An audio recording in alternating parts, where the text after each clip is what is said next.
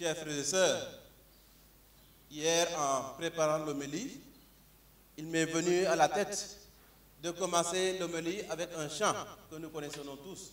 Tu es là au cœur de nos vies. Donc j'aimerais que nous reprenions avec l'aide de la chorale ce chant que nous aimons tous et que nous chantons régulièrement aussi, et qui a trait vraiment avec la parole de Dieu que nous méditons aujourd'hui. Tu es là au cœur de nos vies, et c'est toi qui nous guéris. Tu es là au cœur de nos vies, guéris-moi, Jésus-Christ, dans les mains de nos promesses. Jésus, tu es là, dans les mains de nos promesses. Tu es là, tu es là au cœur de nos vies, et c'est toi qui nous guéris. Tu es là au cœur de nos vies, guéris-moi, Jésus. Merci beaucoup. Alors, chers frères et sœurs, en méditant les textes liturgiques de ce dimanche, nous voyons qu'il s'agit aujourd'hui de réfléchir sur la souffrance, mais aussi sur la tempête. Mais les textes nous invitent à passer de la peur à la confiance, justement à faire résonner ce chant dans notre vie et dans nos cœurs, parce que Dieu est toujours là au milieu de nous, malgré les difficultés que nous pouvons rencontrer. Et les différentes lectures que nous venons d'écouter nous relatent un peu cette thématique de la souffrance et de la tempête. Je voudrais, dans un premier temps, revenir sur la vie de Job. La vie de Job. Comme vous le savez, Job était un homme pieux, un homme de foi, un homme juste, mais un homme aussi qui avait beaucoup de richesses. Il avait beaucoup de bétail et beaucoup de terres. Et justement, Dieu faisait l'éloge de Job. Il va intervenir dans ce dialogue avec Dieu, dans le livre de Job. Il dit, Job est un homme juste et il a la foi parce qu'il a bénéficié de tes largesses, de tes biens. Mais si jamais Job perd tout ce qu'il a, sûrement il va perdre sa foi. Et Dieu va mettre à l'épreuve Job. Voilà, Job qui avait beaucoup de bétail, qui avait beaucoup d'enfants, qui avait beaucoup de terres, va perdre tout cela. Il va perdre tous ses biens, jusqu'à ses propres enfants. Il a commencé à vivre dans la souffrance.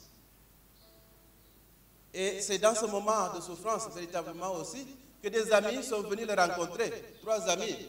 Ils lui ont dit, Job, ta souffrance vient du fait que, voilà, tu n'es pas obéissant à Dieu. Parce que tu as des péchés. Et il faut corriger tes péchés, justement, pour pouvoir encore bénéficier des largesses de Dieu. Et ceux qui font les commentaires sur la parole de Dieu disent que ces derniers ont fait une mauvaise interprétation de ce qui est arrivé à Job. Mais nous connaissons tous la suite de la vie de Job. Aujourd'hui, la lecture que nous venons d'écouter, c'est justement devant ses souffrances.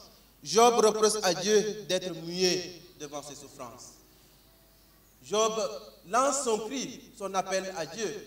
Pourquoi je souffre tant? Qu'est-ce que j'ai fait pour mériter cette souffrance? Et voilà, Dieu va répondre. Dieu va lui manifester encore sa proximité et son amour. Et nous connaissons la fin heureuse de la vie de Job, parce qu'à la fin de sa vie, justement, à la fin de cette épreuve vécue, Job va encore retrouver beaucoup plus de bétail, beaucoup plus de richesses, et il aura encore des enfants et aura bénéficié encore des largesses de Dieu. Et malgré les souffrances qu'il a vécues, justement, Job a été toujours fidèle à la parole de Dieu. Et c'est l'exemple que Job nous laisse aujourd'hui. Fidélité jusqu'au bout avec le Seigneur, malgré les difficultés que nous pouvons rencontrer dans notre vie. Malgré les turbulences, malgré les tempêtes que nous pouvons retrouver et rencontrer dans notre vie. Chers frères et sœurs, le cri de souffrance de Job est aussi un cri d'actualité si nous regardons notre monde d'aujourd'hui. À travers les gens qui vivent dans la pauvreté, qui vivent dans la famine, qui vivent dans la maladie, dans la guerre, les persécutions. Récemment, j'ai vu à travers les réseaux sociaux, au Burkina, un village qu'on a ravagé, un village tout entier. On a massacré du plus petit au plus grand, du plus grand au plus petit. Nous sommes aussi confrontés avec beaucoup d'exploitation, de chômage, d'injustice dans nos sociétés. Je crois que toutes ces personnes qui vivent ces situations aussi se mettent dans ces dispositions de Job et crient vers le Seigneur justement pour crier les souffrances, pour vraiment avoir ce soulagement qui vient de Dieu. Car c'est Dieu seul qui peut nous soulager, qui peut nous donner cette paix intérieure, cette joie. Comme Job, chers frères et sœurs, beaucoup de personnes font monter leur cri vers Dieu. Dieu ne dort pas et il n'est pas indifférent aux souffrances et aux cris de ses enfants. Chers frères et sœurs, rappelons-nous de cette parole de Jésus, de Dieu. Dieu ne dort pas et il n'est pas indifférent à nos souffrances et à nos difficultés. Et voilà, cela se confirme à travers la deuxième lecture que nous avons écoutée aujourd'hui. Dieu a manifesté son amour justement en nous envoyant son propre Fils par le mystère de l'incarnation. Et le Fils de Dieu va mourir sur la croix par amour pour toute l'humanité. Jésus est mort sur la croix pour nous, pour l'humanité tout entière et pour tout un chacun de nous. Et c'est ça des preuves claires et palpables de cet amour infini de Dieu pour toute l'humanité. Il a porté la croix et il s'est fait victime pour nous, pour ceux qui souffrent. L'amour de Christ nous saisit dans sa mort sur la croix. Je crois que la mort de Jésus aussi, il assume toutes les souffrances que nous sommes en train de vivre actuellement aussi dans notre monde. En méditant la parole de Dieu, je me disais, voilà, Dieu même a voulu que son Fils passe par bien des épreuves, par la souffrance, jusqu'à la croix, pour pouvoir nous sauver. Mais parfois, chers frères et sœurs, il nous est difficile d'accepter les souffrances dans nos vies. Mais retenons une chose, que la vie est faite de moments de joie, mais aussi de moments difficiles. Donc, cette première lecture et cette deuxième lecture nous invitent véritablement à réfléchir sur le véritable sens de la souffrance qui vit.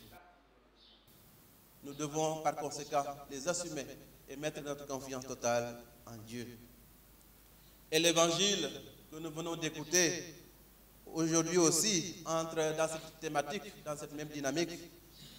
Vous savez que quand Saint Marc, dont nous venons d'écouter tout à l'heure, écrivait voilà, cet évangile, il s'adressait aussi à une communauté qui a été persécutée. Une communauté qui était en train de vivre aussi, une communauté chrétienne qui était en train de vivre des moments difficiles.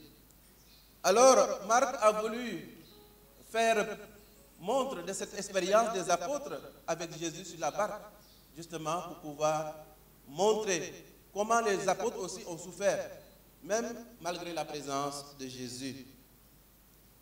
Et je crois que cette page de l'Évangile rappelle qu'avec Jésus, le mal n'a jamais le dernier mot. Avec Jésus, le mal n'a jamais le dernier mot. C'est pour cela, cette page de l'Évangile, pour nous aujourd'hui aussi, est un message d'espérance, mais aussi un message de réconfort. C'est une bonne nouvelle, pouvons-nous dire même, pour notre Église et notre monde, qui traverse aussi des tempêtes. Nous pourrions encore continuer à citer. Nous pourrions citer les crises de l'Église, les crises vocationnelles, la crise constitutionnelle, etc. Nous pouvons citer beaucoup de crises du monde entier, du monde d'aujourd'hui, les maladies, cette pandémie qui nous a gangrénés pendant ces années, les violences, les crises économiques, les insécurités, les guerres et les persécutions que nous retrouvons dans notre monde d'aujourd'hui. Chers frères et sœurs, malgré cela, je crois que le message central aujourd'hui de la parole de Dieu, c'est que Dieu veut que nous sachions que malgré le chaos, malgré le temps orageux, nous devons garder la sérénité et la paix. Nous devons garder la sérénité et la paix, malgré les turbulences, que nous pouvons rencontrer dans notre vie. Parce que Dieu est avec nous, même si parfois on pense qu'il semble s'endormir. Donc, chers frères et sœurs, le chrétien est celui qui invite le Christ dans son embarcation. C'est pour cela que nous devons grandir vraiment dans cette communion profonde avec lui, dans la prière, dans la célébration de l'Eucharistie, dans le vécu des sacrements. Et c'est là que nous allons puiser les forces et les énergies dont nous avons besoin pour faire face aux difficultés de notre monde. Dieu est là encore, chers frères et sœurs, au cœur de nos vies. Nous allons reprendre le chant. Voilà, tu es là au cœur de nos vies. Tu es là au cœur de nos vies. Et c'est toi qui nous fais vivre. Tu es là au cœur de nos vies. Bienvenue, Jésus-Christ. Il est là au milieu de nos tempêtes. Oui, chers frères et sœurs, Dieu se manifeste à nous d'une manière implicite. Il se révèle souvent à nous de multiples manières. Parfois, nous avons des difficultés et nous voulons les régler et nous ne savons même pas comment nous avons fait pour pouvoir gérer cette situation. Et Dieu passe par des personnes, par des médiations, justement, pour venir aussi à notre secours. Et nous sommes invités à avoir cette disposition, justement, pour pouvoir reconnaître aussi la présence de Dieu à travers nos frères et nos sœurs.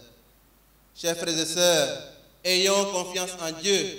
Ayons aussi confiance en nous-mêmes. Agissons en vrais disciples du Seigneur. Aide-toi et le ciel t'aidera. Et Jésus est là pour nous accompagner et pour nous soutenir dans notre vie de chaque jour. Le Seigneur est toujours là au cœur de nos vies, quelles que soient les tempêtes, même s'il semble dormir. Il veille sur nous comme le bien le plus précieux. Et il nous le révèle de plus près à chaque célébration eucharistique. Il est là encore présent dans le corps et dans le sang que nous communions. Puissions-nous donc, chers frères et sœurs, à travers cette Eucharistie, nous rappeler qu'au cœur de nos tempêtes, que le Seigneur est toujours là et ne nous abandonnera jamais. Nous le lui demandons, lui qui est vivant, maintenant et pour les siècles des siècles.